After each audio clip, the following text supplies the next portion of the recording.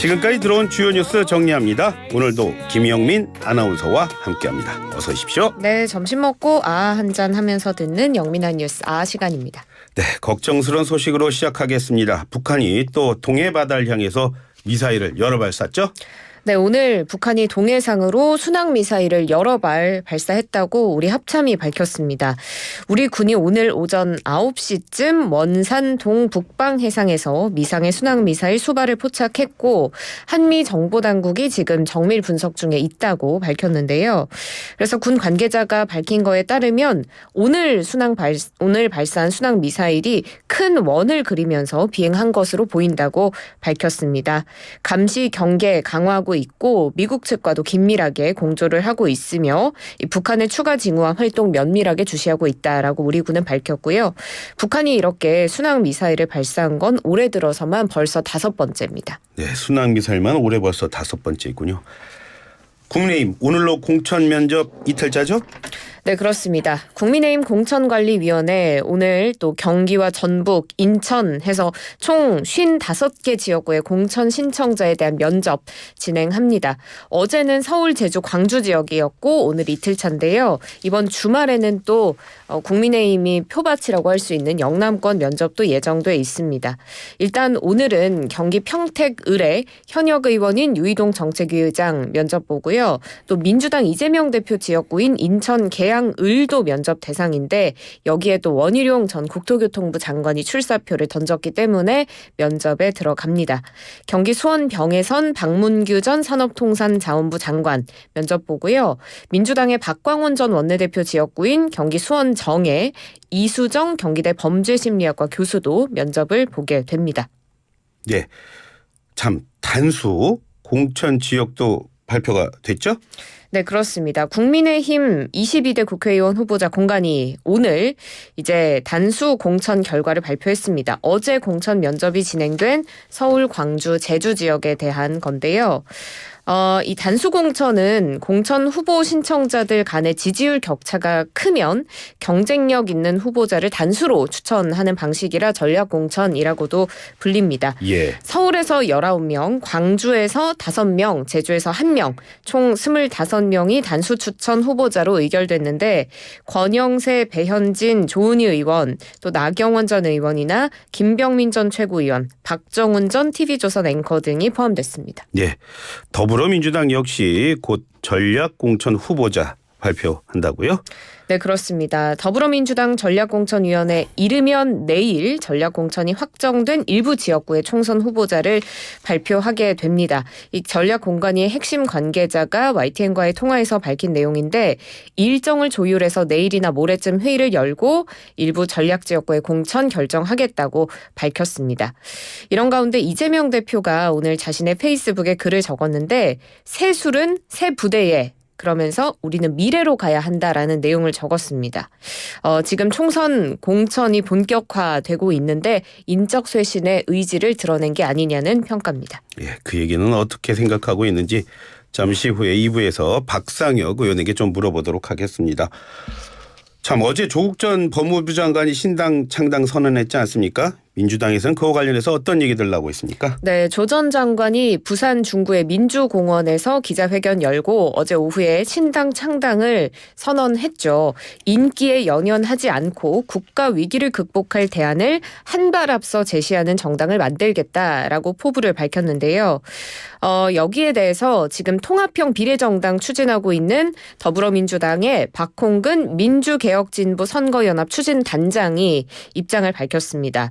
조국 전 법무부 장관과 22대 총선에서 연대하지 않겠다고 밝힌 건데요. 박홍근 추진단장이 소셜미디어에 쓴 글을 보면 설령 신당이 만들어지더라도 이번 총선 승리를 위한 선거연합의 대상으로 고려하기는 어렵다는 점을 분명히 한다라고 했습니다. 과도한 수사로 억울함이 있겠고 우리 민주당이 부족함이 있더라도 부디 민주당과 진보개혁 세력의 단결과 승리를 위해 자중해줄 것을 간절하면서도 강력하게 요청한다라고 이야기하기도 했습니다. 그래서 조 전 장관이 오늘 오전에 광주 국립 5.18 민주묘지 참배한 뒤에 또 입장을 밝혔는데 박 의원이나 민주당 지도부나 저나 윤석열 정권을 물리치고 이 민생과 경제를 회복하는 거에 대한 마음은 같을 것이다라고 밝히면서도 민주당 입장 충분히 이해하고 저는 제 길을 가겠다라고 이야기를 했습니다.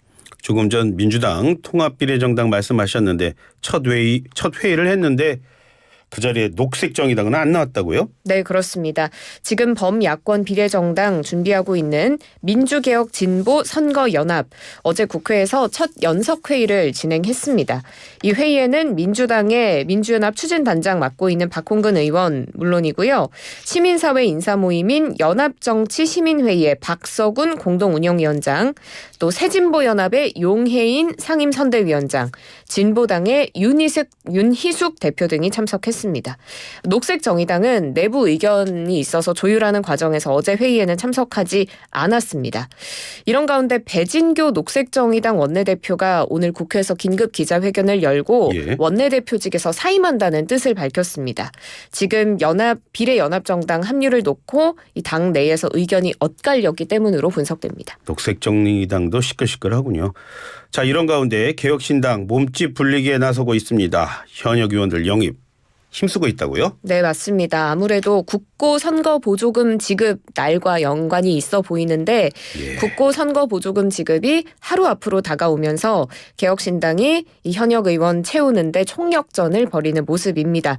6억 원대의 보조금 받으려면 현역 의원 5명이 필요한 상태인데 아직까지는 4명 뿐이라서 개혁신당은 지금 거대 양당의 탈당 의원 등을 대상으로 다양하게 물밑 작업을 진행 중인 것으로 보입니다. 거기도 돈이군요.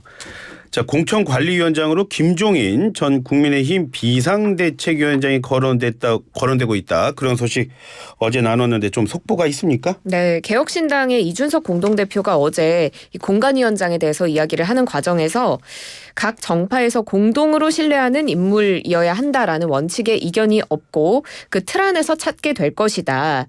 김종인 전 국민의힘 비대위원장 성함이 언급된 바는 없지만 그 기준에 부합할 수 있다라고 이야기를 한 바 있습니다. 다만 개혁신당은 어제 회의에서 특정 인물을 공관위원장 후보로 거론하는 그런 상황은 없었다고 말했는데요. 이런 이야기들이 나오자 김종인 전 비대위원장이 언론과의 통화에서 그런 이야기는 들어본 적도 없고 전혀 관심이 없다라고 답했습니다. 그런데 여기에 대해서 이낙연 개혁신당 공동대표가 또 오늘 라디오 인터뷰에서 한 말을 보면 그 어른의 언어 습관이 그렇게 툭툭 던지는 면이 있어서 관심이 있는데 관심 없다고 말하는지 정말로 관심이 없는지는 좀 지켜봐야겠다라는 이야기도 했습니다. 김영민 아나운서는 저는 함께 지켜보도록 하죠. 네, 함께 지켜봐야겠네요. 자, 다음 소식입니다. 유럽연합이요. 대한항공 그리고 아시아나항공의 기업 결합을 조건부 승인했어요. 그렇습니다. 유럽연합 집행위원회가 대한항공과 아시아나항공의 기업 결합을 승인했습니다. 사실 이 두 기업의 결합 추진되고 있다라는 기사는 오랫동안 많이들 보셨을 것 같습니다. 그렇죠. 두 기업의 결합이 지난 2020년부터 추진이 돼 왔기 때문인데요. 이 심사가 3년여간 이어지고 있는 겁니다. EU가 이번 결정을 하면서 이행을 할 때 조건부 승인을 했는데 이 조건에 대해서 좀 살펴보면 화물 부분에서는 아시아나항공의 화물 사업을 매각하고 또 여객 부분에서는 국내의 저비용 항공사인 티웨이 항공이 이 대한항공으로부터 유럽 4개 중복 노선을 이관받아서 실제 운항을 하게끔 해라 하는 것이 그 조건이었습니다. 유럽연합은 이 조건들이 기업결합 거래가 마무리되기 전에 완료돼야 한다라고 강조하고 있고요. 그래서 항공업계에서는 대한항공이 늦어도 오는 10월 전까지는 매각 준비를 마치지 않을까라고 예상하고 있다고 합니다. 자, 그래서 이제 아직 승인 안 한 나라 미국 딱 한 나라만 남았다고요? 맞습니다. 대한항공이 기업결합을 신고한 14개의 필수 신고국 이 있는데 이 중에 EU까지 조건부 승인을 했기 때문에 이제 총 13개국의 승인을 받은 거고요. 미국 이라는 문턱이 하나 남아 있습니다.